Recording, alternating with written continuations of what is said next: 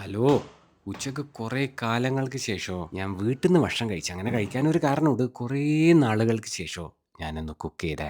അപ്പം അതിൻ്റെ ഒരു റെസിപ്പി വീഡിയോ ഉണ്ട് ഇന്ന്. അതിന് മുമ്പായിട്ട് രാവിലെ ഞാൻ വീട്ടിൽ നിന്നല്ല കഴിച്ചത്, പുറത്ത് പോയിട്ടാണ് കഴിച്ചത്. അപ്പോൾ രാവിലെ മുതൽ രാത്രി വരെ ഞാൻ എന്തെല്ലാം കഴിച്ചതെന്നും എങ്ങനെയൊക്കെയാണ് കഴിച്ചതെന്നുള്ളതിൻ്റെ ചെറിയൊരു വീഡിയോ ആണ് ഇന്ന്. രാവിലെ അലാം വെച്ച് എഴുന്നേറ്റ് ചക്കരക്കൽ ടൗണിൽ പോയി ഒരു 1.5 കിലോ മട്ടൻ വാങ്ങിയിട്ട് വീട്ടിൽ കൊണ്ടുവച്ചിട്ടാണ് ഞാൻ കണ്ണൂർ ടൗണിലേക്ക് വന്നിട്ടുള്ളത്. ഏകദേശം ഒരു 9:45 ഇവിടെ എത്തിയിട്ട് ഇവിടുന്ന് ഞാൻ ഏകദേശം ഒരു 1, 2, 3, 4, 5, 6, 7 ടൈപ്പ് ഐറ്റംസ് ആയിട്ടോ കഴിച്ചിട്ടുണ്ടാവേ.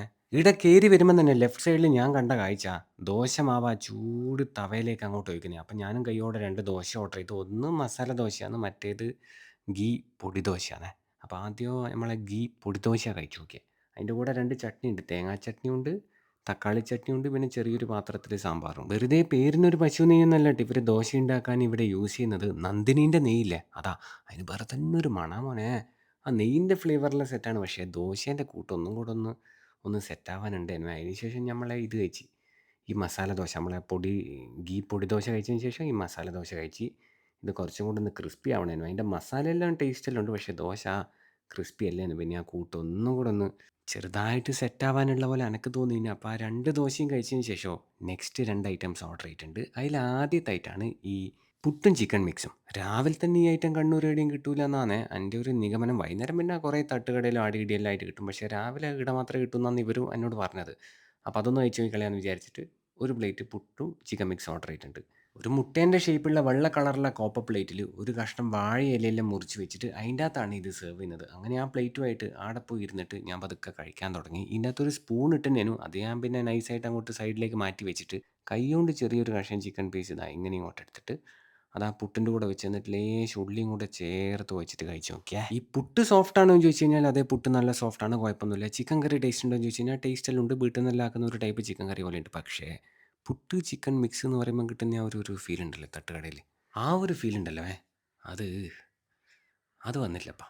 അപ്പം പുട്ടും ചിക്കൻ മിക്സിന് ശേഷം നെക്സ്റ്റ് ഐറ്റം ഞാൻ പറഞ്ഞിട്ടുള്ളത് ഇവിടുത്തെ നെയ്പ്പത്തിൽ ബീഫ് മിക്സാണ്. അതിൻ്റെ കൂടെ ഒരു സിംഗിൾ സണ്ണി സൈഡ് അപ്പ് അഥവാ ബുൾസൈ പറഞ്ഞിട്ടുണ്ട്. അപ്പം നെയ്പ്പത്തിലും ബീഫും പിന്നെ അതിൻ്റെ അകത്ത് ചെറുതായിട്ട് മുറിച്ചിട്ട് ആ ഉള്ളിയും എല്ലാം കൂടെ കൂട്ടിയിട്ട് കോരി എടുത്തിട്ട് കഴിച്ച് നോക്കിയ ശേഷം ബുൾസൈയും കൂടെ അതിൻ്റെ കൂടെ വെച്ചിട്ട് കഴിച്ച് നോക്കിയാൽ മറ്റേൽ ചിക്കൻ കറിക്കായിരുന്നു ലേശം തട്ടുകടയിലുള്ള വികാരം കുറവെങ്കിൽ ഇതിൽ ബീഫ് അടിപൊളിയാണ്. പക്ഷേ നെയ്പ്പത്തിലുണ്ടല്ലോ അത് അത് കുറേ കൂടെ ശരിയാവാനുണ്ടേനു. എനക്ക് തോന്നുന്നത് അത് എണ്ണ ശരിക്ക് ചൂടാവാണ്ട് ഇട്ടിട്ടാണോ എന്നറിയില്ല.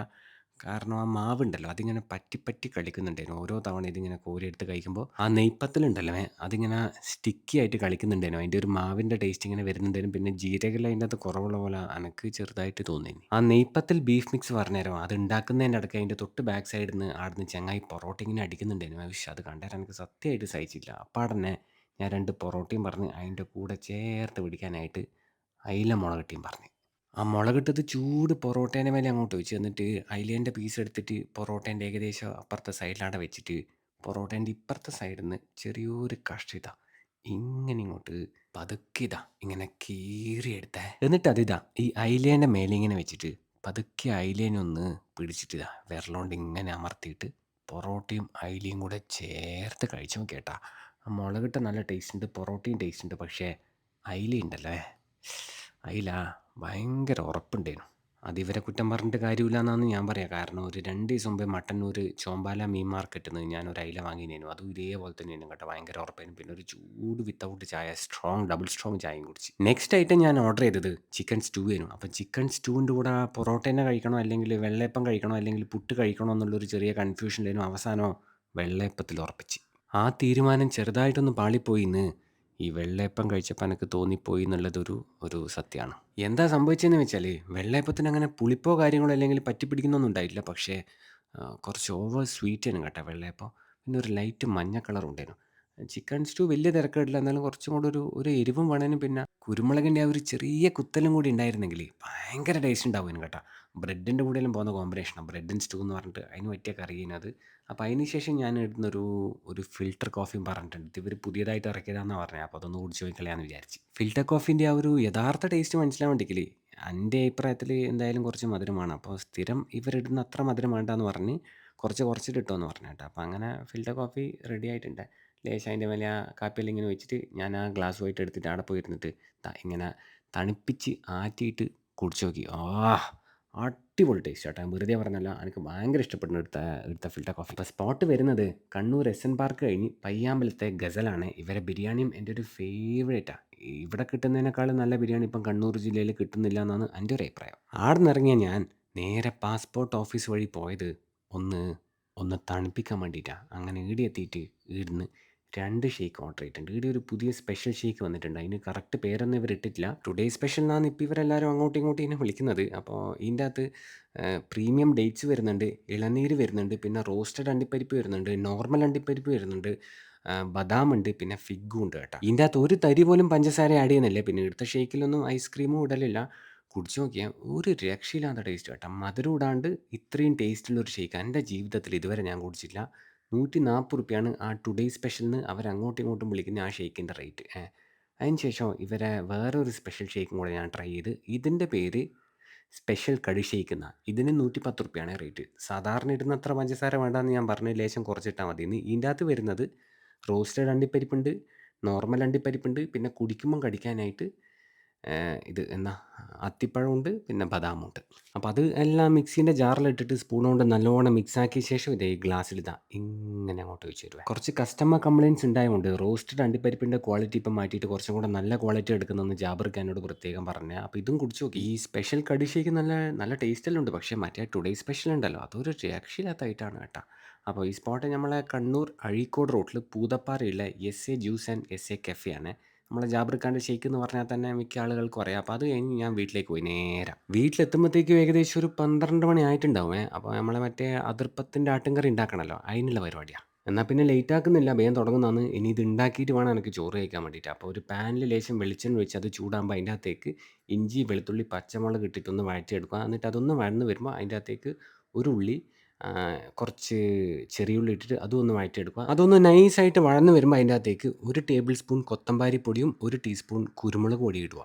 ഈ അളവെല്ലാം ഏകദേശം ഒരു 1/2 കിലോ മട്ടൻ്റെ ക്വാണ്ടിറ്റി എന്നുള്ള തോതിലാണ് ഞാൻ എടുക്കുന്നത് കേട്ടോ. പിന്നെ അതിലോട്ടേക്ക് 1 ടീസ്പൂൺ മീറ്റ് മസാല ഇട്ട് അതിനെ ഒന്ന് നല്ലോണം ഇളക്കുക. ആ ഒരു പച്ചമണമെല്ലാം പോണേ കൊത്തമ്പാരീൻ്റെ. അതിന് ശേഷം അതിൻ്റെ അകത്തേക്ക് 1 ടേബിൾ സ്പൂൺ തക്കാളി ഇടുക. 1 ടേബിൾ സ്പൂൺ അല്ല, ഒരു തക്കാളി ഇടുക, ഒരു ചെറിയ തക്കാളി. എന്നിട്ട് അതും ഒന്ന് മിക്സ് ആക്കിയ ശേഷം അതിനൊരു പ്ലേറ്റിലേക്ക് മാറ്റിയിട്ട് തണിയാൻ വെക്കുക. തണിഞ്ഞ് കഴിഞ്ഞാൽ ഒരു ചെറിയ മിക്സീൻ്റെ ജാറിലേക്ക് ഇട്ടിട്ട് നല്ലോണം അടിച്ചെടുക്കണം കേട്ടോ. ഇനി കഴുകി വൃത്തിയാക്കിയ മട്ടനെ നമുക്കൊരു കുക്കറിലേക്ക് മാറ്റിയ ശേഷം നേരത്തെ ആ ഉള്ളിയും തക്കാളിയും മസാലയിലും ഇട്ടിട്ട് വഴറ്റിയ ആ സാധനം മിക്സിയിലിട്ടിട്ട് അടിച്ചെടുത്തിട്ടില്ലേ, ആ പേസ്റ്റ് നമ്മൾ മട്ടനിട്ട് ആ കുക്കറിലേക്ക് ഇട്ട് കൊടുക്കണേ. അത് അടിച്ചെടുക്കുന്ന സമയത്ത് കുറച്ച് വെള്ളം ഒഴിക്കണേനു ഞാൻ ഒഴിക്കാൻ വിട്ടുപോയിന്. അത് സാരമില്ല. പിന്നെ അതേ ആ ജാറിൽ ലേശം വെള്ളം ഒഴിച്ചിട്ട് ഇതിൻ്റെ അകത്തേക്ക് തിരിച്ച് വെച്ചിട്ട് നല്ലോണം മിക്സ് ആക്കിയാലും മതി.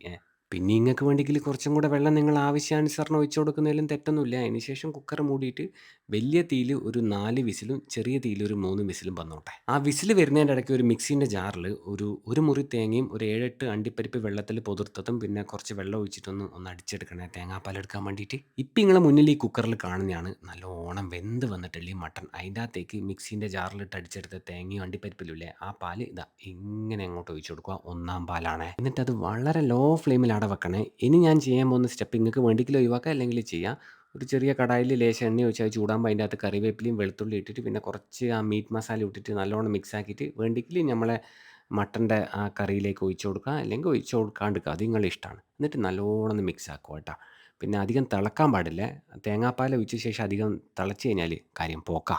ഇതിൻ്റെ കൂടെ കൂട്ടി പിടിക്കാനായിട്ട് ഞാനൊരു തട്ടിക്കൂട്ട് നെയ്ച്ചോറും ഉണ്ടാക്കീനെ. അപ്പോൾ ലേശം നെയ്ച്ചോറ് ആ സ്റ്റീൽ പ്ലേറ്റിലേക്ക് ഒഴിച്ച് സൈഡിൽ തൈര് സലാഡ് ഒഴിച്ച് എന്നിട്ട് അതിൻ്റെ മേലേക്ക് നമ്മൾ ആ അതിർപ്പത്തിൻ്റെ ആട്ടും കറി ഒരു 2-3 കയ്യിൽ ഒഴിച്ച് എന്നിട്ട് ആ പ്ലേറ്റുമായിട്ട് പുറത്ത് പോയിരുന്നിട്ട് പതുക്കെ അങ്ങോട്ട് കഴിക്കാൻ തുടങ്ങി. ഇതായി മട്ടൻ നോക്കിയായിട്ട് ഇങ്ങനെ നല്ലോണം ബന്ധിട്ടില്ലേ, നല്ല പശു നെയ്യിൽ വറുത്തിട്ട അണ്ടിപ്പരിപ്പും ഉള്ളിയെല്ലാം ഇട്ടിട്ടുള്ള ആ നെയ്ച്ചോറുണ്ടല്ലോ, അത് നമ്മളെ ആ അതിർപ്പത്തിൻ്റെ ആട്ടും കറീൻ്റെ കൂടെ കൂട്ടി കുഴച്ചിട്ട് കഴിച്ചു നോക്കിയേ.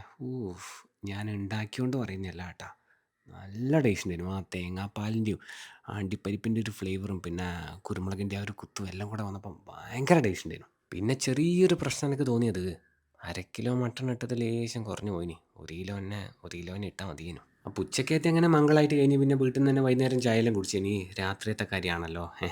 രാത്രി എൻ്റെ വീട്ടിൻ്റെ അടുത്ത് തന്നെ ഒരു കല്യാണ തലേന്നുണ്ടായിരുന്നു. അപ്പോൾ അവിടെ പോയി. അവിടെ ബുഫേ ഫുഡ്. പൊറോട്ട ഉണ്ടേനും, കോയിൻ പൊറോട്ട ഉണ്ടേനും, വെള്ളയപ്പം ഉണ്ടേനും, പിന്നെ ഒരു വെജിറ്റബിൾ കറി ഉണ്ടേനും, ബീഫ് പള്ളിക്കറി ഉണ്ടേനും, പിന്നെ അൽച്ചി ഉണ്ടേനും, പിന്നെ ചിക്കൻ 65 പോലെ തോന്നിപ്പിക്കുന്ന ഒരു ചിക്കൻ ഫ്രൈ ഉണ്ടേനും കേട്ടോ. അപ്പം എല്ലാം ലൈറ്റായിട്ട് ലേശം ലേശം എടുത്തൊരു സൈഡിൽ അവിടെ പോയി നിന്നിട്ട് ഞാൻ പതുക്കെ അങ്ങോട്ട് കഴിക്കാൻ തുടങ്ങി. പിന്നെ ഇരുന്നിട്ട് കഴിക്കാനുള്ളൊരു സൗകര്യം ഇല്ലാത്തതുകൊണ്ട് തന്നെ എനിക്ക് കഴിക്കുന്ന വീഡിയോ എടുക്കാൻ പറ്റിയില്ല.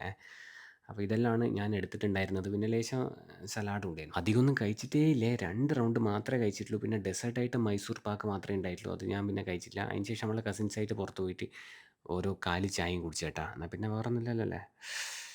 അപ്പം ശരി. എന്താ ഫോണിന് ഞാൻ